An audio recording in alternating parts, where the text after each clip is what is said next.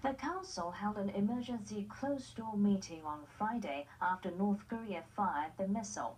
Ethiopia's UN ambassador Takeda Alamuk chaired the talks and later issued the statement. The Security Council stressed that all member states must fully, comprehensively, and immediately implement all relevant Security Council resolutions. The statement also said the Council welcomes efforts by member states as well as other nations to facilitate a peaceful and comprehensive solution through dialogue. Japanese officials say the missile was launched from an area near Pyongyang. It reached an altitude of 800 kilometers and traveled 3,700 kilometers before landing in the Pacific Ocean far off the coast of Hokkaido.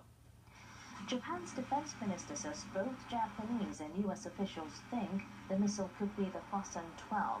That's the same type of intermediate-range ballistic missile the North launched late last month.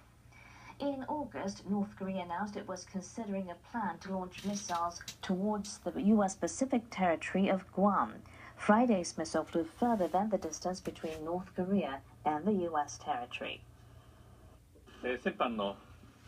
It's absolutely unacceptable that North Korea went ahead with this reckless act again and trampled on the international community's strong and united resolve towards a peaceful solution that has been demonstrated in the latest UN resolution.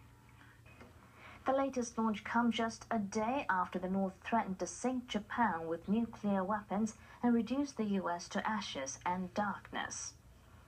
North Korean media has quoted leader Kim Jong-un as saying the country has almost reached its nuclear weapons goals. State media says Pyongyang's missile test on Friday was of a new intermediate-range Hwasong-12 ballistic weapon. It says Kim observed the launch. The report said the missile accurately hit target waters in the Pacific after flying on a planned trajectory over Japan.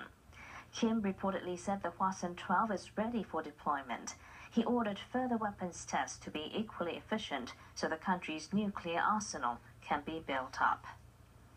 U.S. Secretary of State Rex Tillerson has called on the entire world to address the global threat posed by North Korea.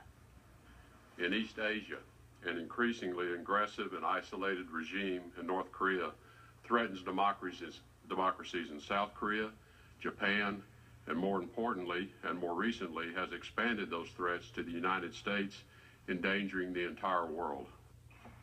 Tillerson stated further that the U.S. is building consensus at the UN Security Council to create a united international front. Earlier, the top U.S. diplomat had condemned the latest missile launch by the North. He said that all nations should undertake measures against Pyongyang. In other news, Iraqi Kurds are backing a plan that could stoke fresh regional tensions. They've approved a proposal for an independence referendum in the autonomous Kurdistan region.